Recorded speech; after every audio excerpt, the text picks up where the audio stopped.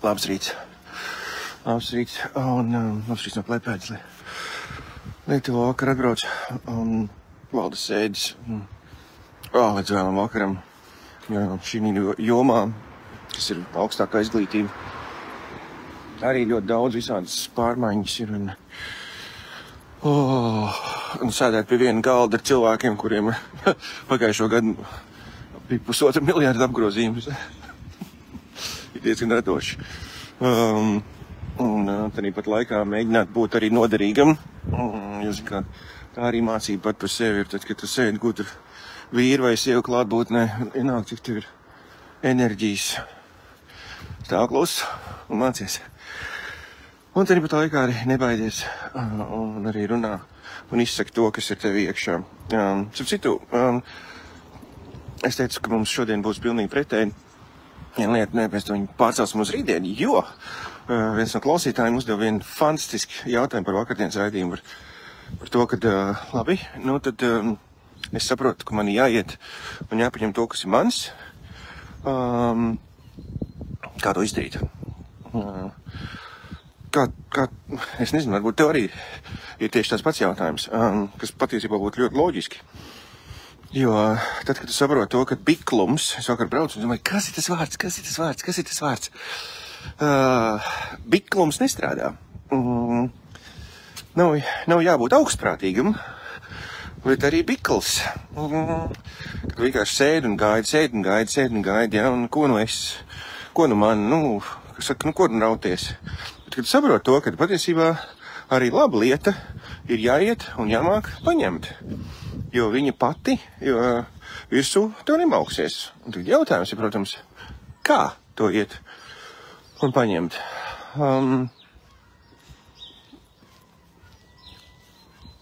Pirmā lieta, kad tu esi izlēmis, ka tu iesi, vai ka tu skriesi. Tu esi izlēmis, ka tu izlēmi. Viss. Es iešu. Es nesēdēšu rokas klēpī salicis, es iešu. Tas ir kā likās ļoti vienkārši un tā, es saku, come on.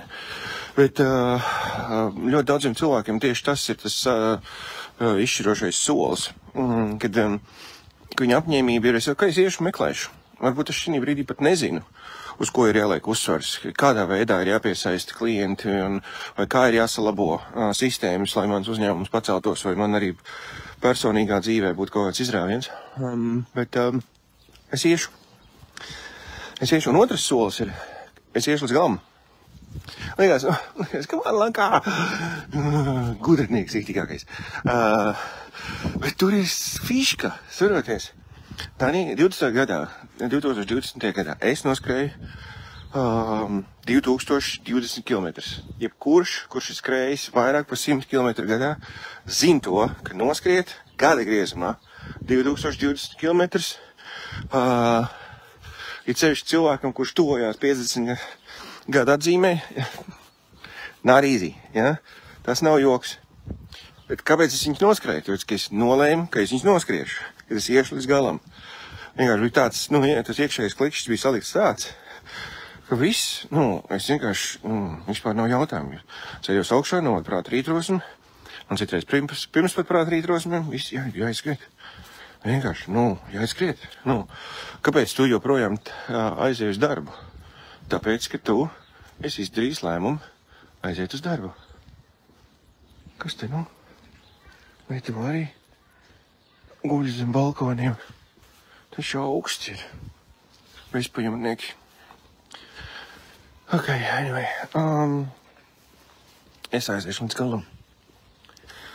Un, jo tas ir tas, paņemt tas otrais punkts, nosauksim viņu gudrāk un ārkārtīgi tāda saviņojušā veidā, vietnamiešu cīņas metode. Okay? Nosauksim viņu tā. Fakts ir reāls, vēsturisks. Kāpēc amerikāņi zaudēja?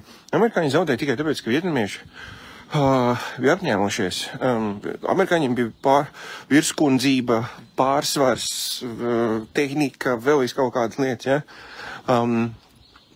Vietnamiešiem vienkārši, mēs turpināsim jūs griezt un spridzināt. Mēs vienkārši turpināsim griezt un spridzināt. Un līdz kamēr Tu saproti, ka, šitie maitis, viņš neapstāsies, viņi turpinās griezt un spridzināt. Jā, viņiem nav tanku tādu, kādu mums, viņiem nav tādu lielgabalu kā mums, viņiem nav tādu visādu helikopteru un visādas lietas un skaits un finanses tāds, kāds mums ir. Bet viens ir skaits, viņi turpinās griezt un spridzināt. Un pārāk negribās, ka man sagriež un uzspridzina. Man ir Tinam Makšķers. Man viņa nosauksim viņu var tādā baigi gudrā vārdā. Vietnamiešu cīņas metode. Okay? Nu, lūdzu, tev vietnamiešu cīņas metode ir 2. punkts. Kur ir fiška? Tas sarežģītā fiška. Sarežģītā fiška ir saprast, kas ir tieši tavā nozarē un tavā kontekstā šī brīdī. Tā lieta, pēc kā tev ir jāiet. Vakar es pieminēju piemēru, kad mēs sapratām, ka, labi ir, pastumšu malā visu, kas ir ar sociālajiem mēdījiem. Nu, ieņemšu vietu, jo mūsu nozarē, kas ir valoda apmācība, klientu uzmanības piesaisti notiek caur sociālajiem mēdījiem. Zīmola atpazīstamības veidošana notiek caur sociālajiem mēdījiem, un arī klientu piesaisti notiek caur, pārdošanas kanālu, notiek caur sociālajiem mēdījiem. Tātad tas, kurš māka sociālos mēdījos piesaistīt visvairāk uzmanības, tas nenoliedzami arī gūst virsroku kaut kādā šādā te biznesa kontekstā. Un tas ir tas, ko mēs septembrī labi ir, ejam.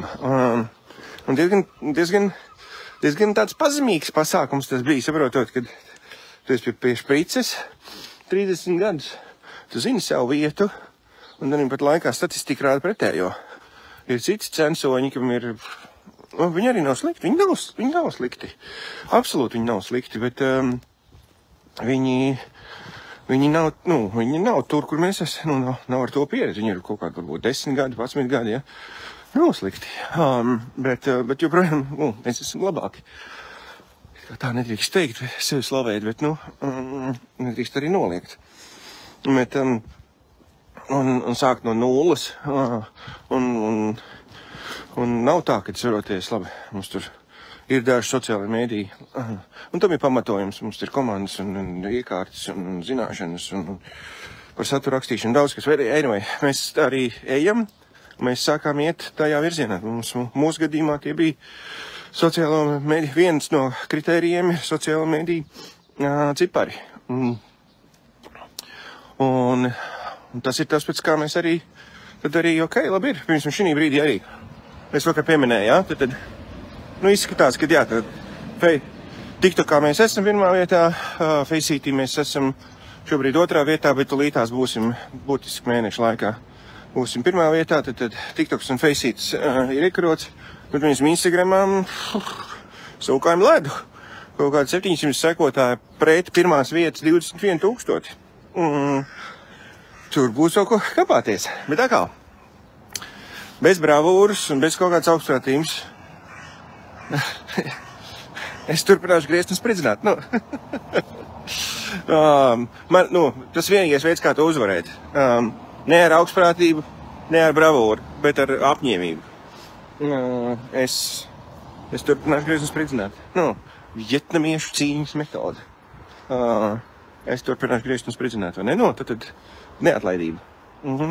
Neatlaidība ir tā, kas arī tad palīdz to visu sasniegt.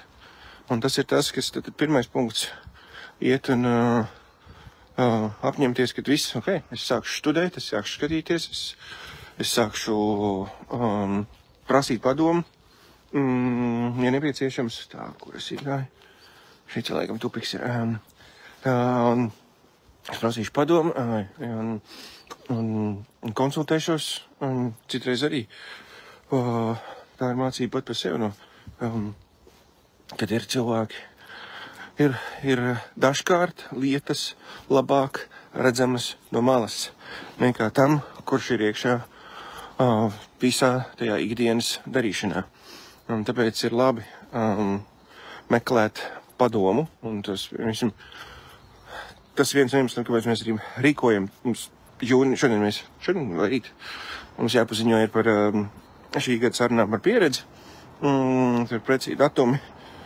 Un reiz gadā mēs to sanākšanu kopā uzņēmējiem taisam.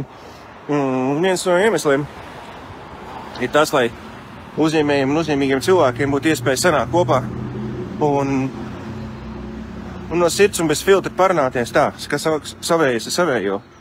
Sajusties normālam, sajusties saprastam, redzēt, reku vēl cilvēki iet tādām pašām lietām cauri, arī tādi paši jautājumi, šis bija labs jautājums, šitos nebija padomājis. Un ka tev saprot un tev nerāda pirkstu, un tad laikā fano par tevi, jūt tev līdzi un skatās pa labi, pa kreisi, kā tev palīdzēt, ja? Tāda konteksti. Tas ir pavisam godīgi. Labi, ir vairāk iemesli, kāpēc piekrita būt šita te valdē. Bet šī ir mana alma mater, universitāte, kuras es beidzis. Bet tāpat laikā viens no galvenajiem iemesliem bija tas, ka es zināju to, ka kādi šie, kur šeit brauc šurp, es vienīgais, tas esmu šī te man pusotru stundu 20 no Liepājas, ko te atskriet. Te cilvēki ir lielākā daļa pērusies šurp no Meksikas, no ASV, no Kanādas, jā, viņi 3 dienas lidojuši šurp un 3 dienas lidos apakaļ, vai ne? Bet viņi joprojām ir apņēmības pilni un arī cilvēki, kā viņas vakar sēdēja ar kundzīti, ļoti tādu ilgāku laiku runājāmies. Jā, pagājušais gads mums bija labs. 1,5 miljards bija apgrozījums. Vācijā lauksaimniecības tehnika ražo tādu horšu ģimeni. Un viņa 3000 darbinieki. Okay. Rīzēs sēd blakām un blociņu, visu, ko viņi saka, pierakst un funktieri. Tas funkties jau ir tas, kas ir noteicošais daudz kur dzīvē. Pie kaut kādiem panākumiem un lietām, kas ir cilvēkiem palīdzējuši tikt uz priekšu.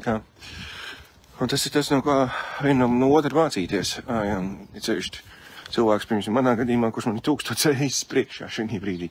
Vai vairāk nekā 1000 reizes priekšā. 1000 reizes ir daudz. Anyway, tātad, lai vai nu kā apņemies iet un darīt, un apņemies aiziet līdz galam. Un tad jau galvenais izfiško, kura ir tā lieta, uz kuru ir jāliek uzsvars. Kā minēja, manā gadījumā tie bija sociālo mēdīju cipari, citā gadījumā tas var būt pārdošanas kanāla attīstīšana, citā gadījumā tas var būt pirmā produkta izdomāšana, kā rezultātā tas palīdz klientiem iepazīt tevi caur kaut kādu pirmo produktu un pēc tam upsells notiek uz nākamajiem. Citā gadījumā tas ir patiesībā sistēma sakārtošana iekšienē, un citā gadījumā tas ir, piemēram, reālas kritikas, regulāri, piemēram, savu darbu izvērtēšana un kvalitātes standartu celšana. Un citā gadījumā tas tik tiešām ir ļoti konkrēts audits. Saprast to, ka viss, te nav ko darīt. Kazai nav piena, nozara mainījusies, velkamies šķūņšaunam nost un taisam jaunu augšā. Piemēram, mēs arī vakar pārunājam dažādas lietas. Viena no tām ir, kad ir nozars, kurš šī brīdī ļoti strauji mainās. Viņa, piemēram, tā Horša kundze, viņa ir 300, vairāk nekā 300 inženieri viņai. Inženieri. Vairāk nekā 300. Viņa saka, ar mākslīgā intelekta palīdzību, ko viņa redz. Šī brīdī viņa saka, turpmāko 3-4 gadu laikā man labi jau būs kāds 150. Mēs tiksim galā ar tie pašu darbu apjomu, ja ne vēl vairāk un ar daudz mazāku cilvēku skaitu. Viņa saka, un tie pārējie varēs iet un skrūvēt. Jā, viņam būs inženieru izglītība, bet ja viņš nemainīsies laikam līdzi, un viņam necels savu iekšējo kvalitāti, viņš saka, viņš varēs iet skrūvēt. Iedosim, lai viņš skrūvē. Robots vēl neskrūvē visu pilnībā. Iet un skrūvē. Un tas, protams, jau nav seksīgi. Tik foršo, nekā tas ir būt inženieram. Ok. Tā ir šī rīta lieta. Tad tātais atkārtojums. Mēs skatījāmies uz to, kad ir jāiet un jāpaņem tas, kas ir tavs. Nav jābūt biklam. Un nepamatoti pasīvam. Un dažkārt ir jābūt tieši pretēji Ok, šis ir mans, es arī gribu iet. Es arī gribu apsēsties pie lielo puiku galda. Tādai attieksmē. Un pēc tam, kā tu to izdarīt, un paldies par jautājumu tam, kurš to atsūtīja. Jā, tiešām, foršs jautājums. Tā kā tu arī drīkst iesūtīt jautājumus. Rītā gan mēs runāsim par to, jo ir vien pie tās iešanas un darīšanas ir vien arī sentēva gudrība, kur arī ir jāņem vērā, un kur iesit, manuprāt, pretējā virzienā, bet that's ok. Tāda jau tā dzīve ir, un par to rītā. Vēlreiz, labs rīts no Klaipēdas, Lietuvā, lai tev jautīga diena. Es iešu ātri izstaigāšu vienu aplīti, sakrāšu kalorijas, un tad jau mums 8:30 jau sākās. Nē, 7:30 mums jau ir pirmās tikšanās. Aiziet!